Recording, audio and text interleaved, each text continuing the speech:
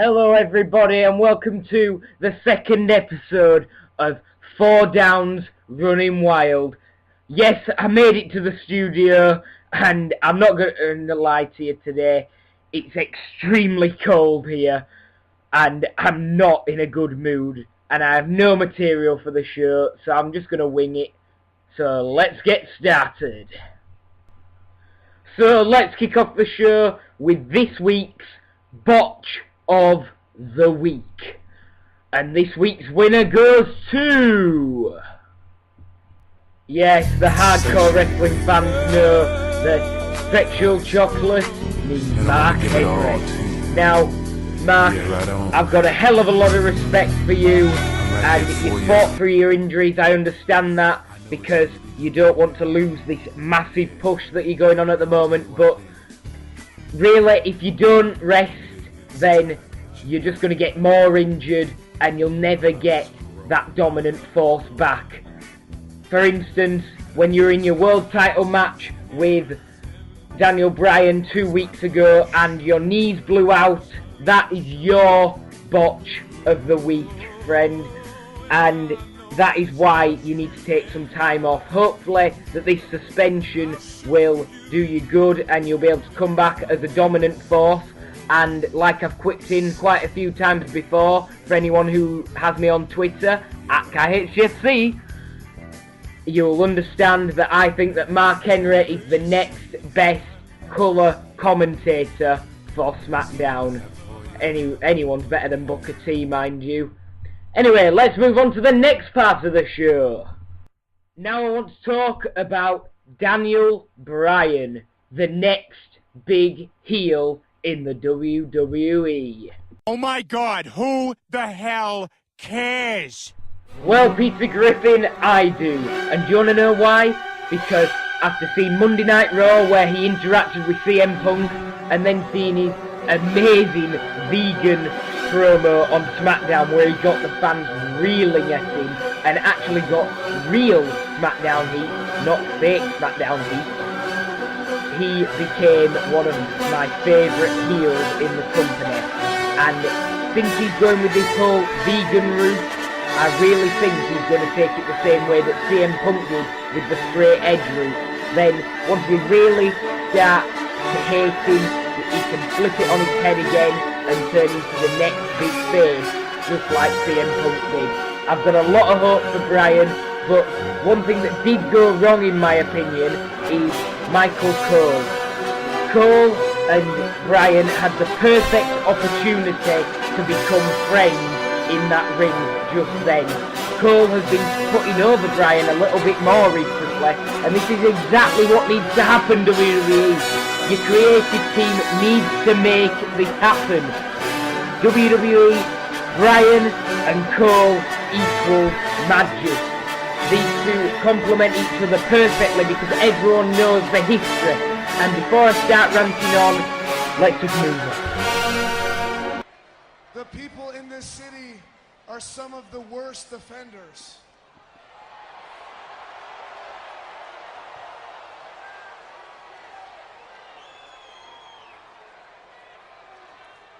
And that's why I'm confident in saying that because I'm a vegan, I am healthier than everyone in this building.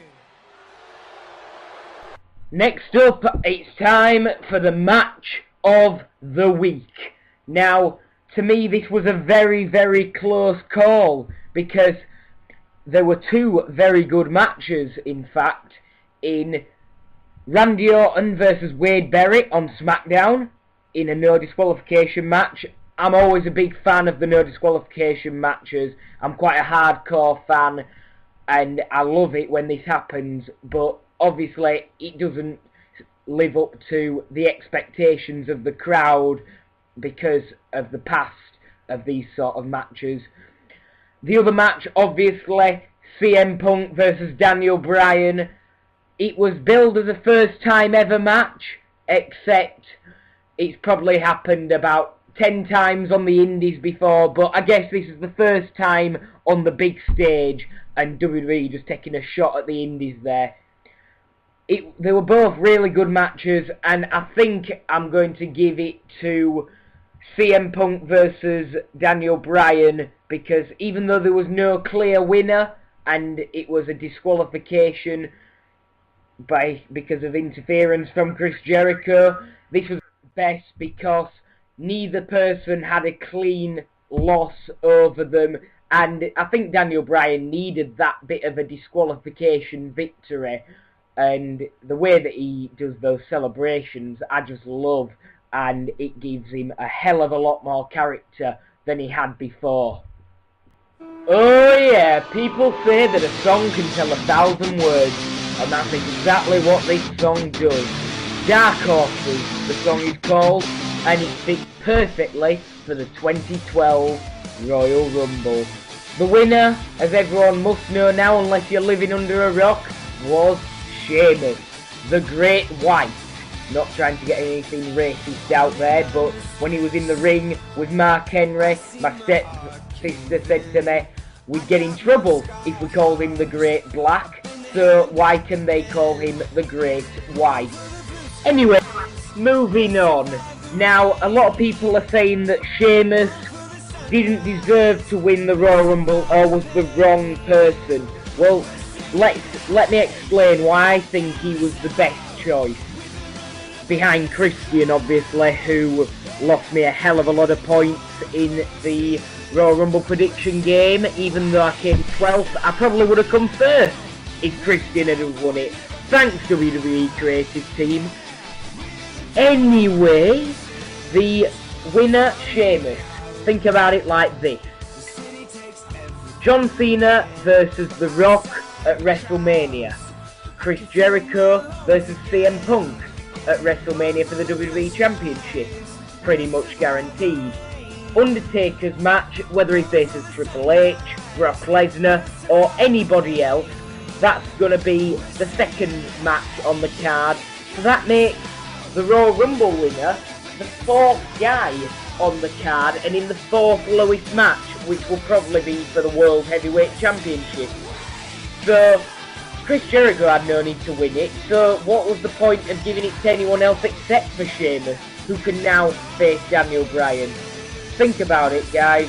It's not going to be the main event, so why give it to a main event player? Now let's move on to the part of the show that you always look forward to, even though this is only the second episode, but I'm going to take it upon myself that you enjoy this bit, users. This is Blog of the Week. Now, as I looked through the forum to find a good blog for this week's Blog of the Week, I counted up how many actual real blogs, and no, John Cena, Brandon, the ones where you're talking about your respect doesn't count. These are proper blogs talking about WWE that aren't fantasy blogs. Whoever came up with that fantasy idea really failed, didn't they? Anyway, this week there were only 4 real fantasy blogs in the last 2 weeks, and seeing as though 2 of them were from me, I couldn't exactly vote for them. So this week it goes to Kick of Curiosity by the Magic Man. Yes, Mr. Straight Edge, you won. He had a great installment talking about his Royal Rumble thoughts after watching it. I encourage more people to do this after the pay-per-view, so we don't have to go to other sites to find out opinions. I loved it when people used to do it live blogging during the Royal Rumble or other big pay-per-views, and I'd love to see you talk about it more after the pay-per-view. I'll try hitching when I can, but at the moment all I've got time for is this radio show. This is my task for you. At the Elimination Chamber, afterwards, let's talk about it and let's get more opinions out there. Thanks, Magic Man, for a great blog this week. Now, finally, I just want to talk about something serious. Mitch176. We've been friends for 3 years now. We started WWE Better together. But I tell you something, you've challenged me to a rematch at WrestleMania for the administrationship of Europe's elite. And you have told everyone here that you are here for selfish reasons. And you had the audacity to say to me, I should retire from blogging. Well, I tell you something, Mitch. For the first time since you were pushing me around during WWE Better, I'm going to do something that you've asked me to do. I'm going to push myself over that edge and tell everyone exactly how I feel. You want to compare this to The Rock versus John Cena?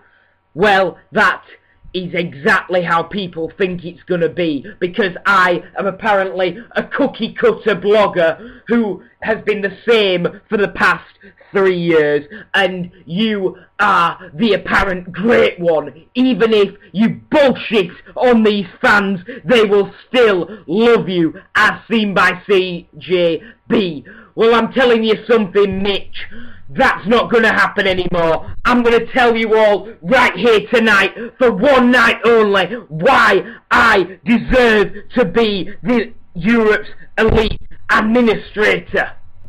First reason, I'm here whenever I'm needed. You are not.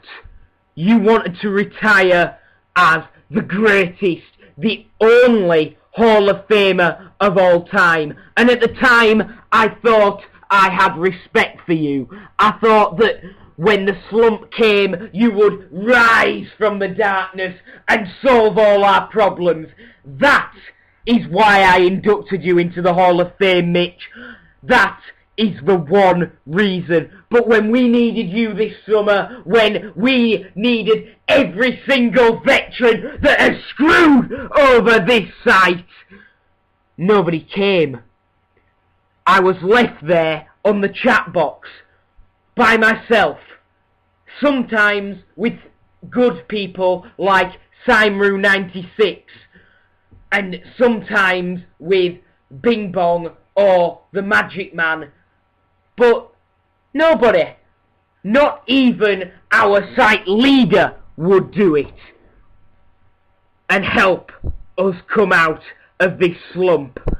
This site means the world to me. It may mean nothing to you, but I am here day in, day out, whether I'm blogging, whether I'm viewing, whether I'm watching any videos from YouTube for the site, whether I'm advertising the site on other web shows, blogcasts, podcasts, anything on the damn internet. I'm here. I'm helping out the site. This site comes first. Not your little Twitter accounts, not your little Facebook accounts, not the selfish reasons of being the Fourdown Europe's elite administrator. I'm here for the site, Mitch. Something that you will never be here for. And no matter what happens on that night, you will not be blogging again after, because you want to go back to your little retirement home on a different site and on different forum pages and forget about what made you a star. The 176 show may have started you off, but WWE Better, the show that I started, the show that you stuck your nose in and got involved in, is what made your career as a blogger. But no, that's not what you're here for. You're not here for WWE Better. When I came to you last November and said, hey Mitch, do you want to run WWE Better again and we'll defeat CJB and the rest of the fantasy cronies, you didn't want that. It was just pure selfishness. You just try to get your little nose in every